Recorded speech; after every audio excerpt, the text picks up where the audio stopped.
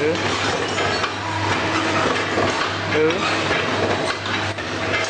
Ừ, em ơi, anh đang ở dưới xưởng em ơi.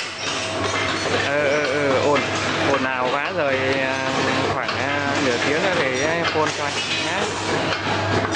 Ok ok em nhá.